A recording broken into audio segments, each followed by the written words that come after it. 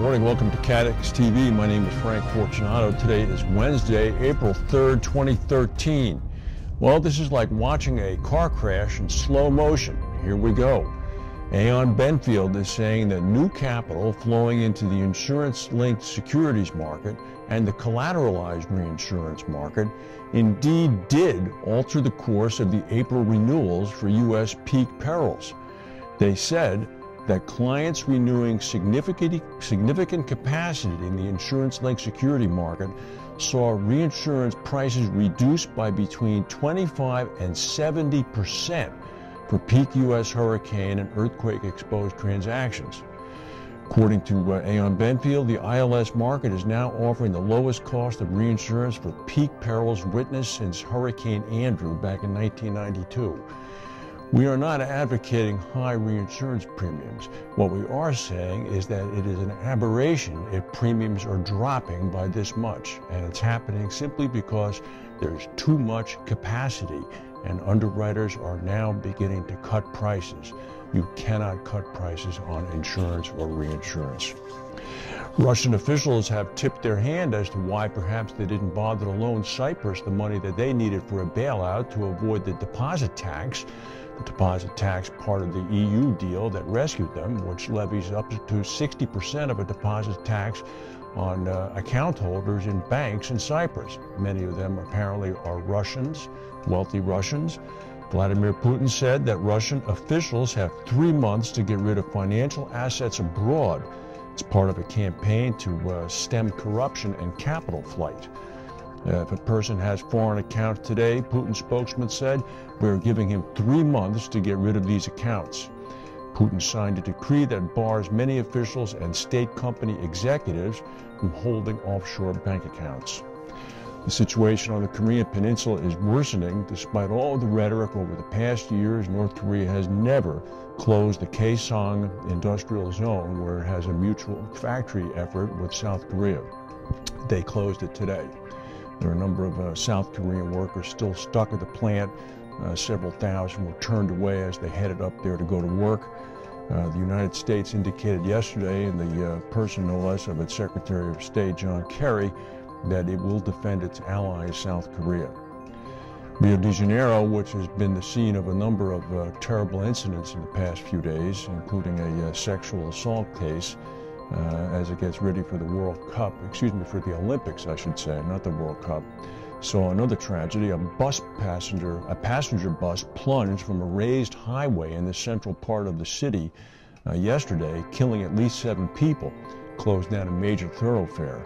The cause of the accident was not immediately known, but an eyewitness suggested that a dispute between a passenger and the bus driver might have been enough to distract the driver so that the bus went over the overpass.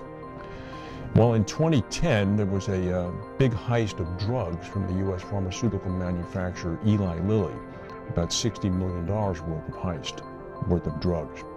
The job was apparently very well done, so that a number of observers thought that it almost seemed to be an inside job. Well, apparently in a lawsuit filed last month by the insurer that paid the bill for the stolen drugs, it was an inside job. The break-in was made possible because the thieves got their hands on a proprietary report done for Eli Lilly by its security firm, which pointed out weaknesses in the warehouse's security system. This is according to the lawsuit. The insurer is seeking tens of millions of dollars in damages from the security company.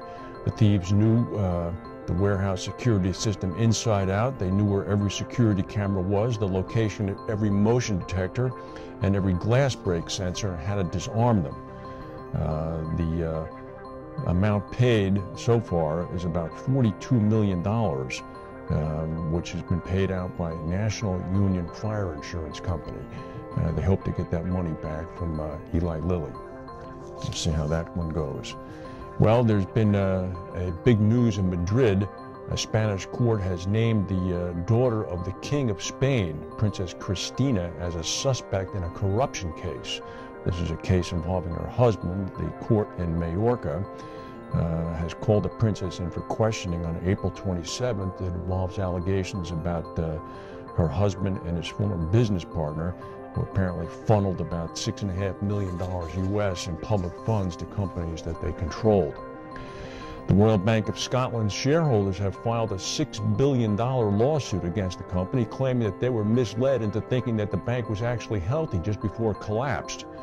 A group representing 12,000 stockholders said the bank didn't include vital information in the prospectus for a £12 billion share sale that took place just a few months before the bank collapsed and was bailed out by the British government.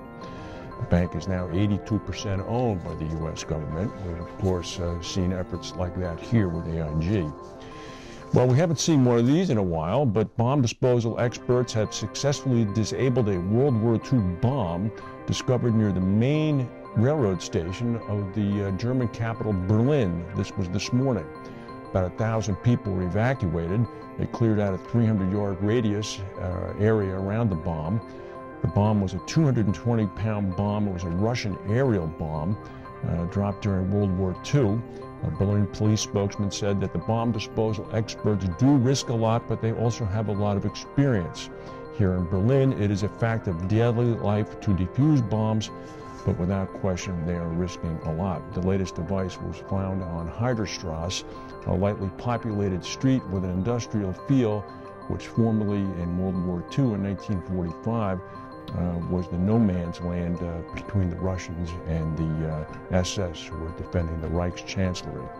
And later on became part of the no man's land, which was the Berlin Wall, separating East and West Berlin. There are bombs all over Europe that way. In fact, in places in France, it is illegal to plow your field unless you have a cast iron underbelly to your tractor, because you will be plowing up World War I ordnance. That's the news for today. If we have any breaking news, we'll come back and tell you. Thank you for watching, and we'll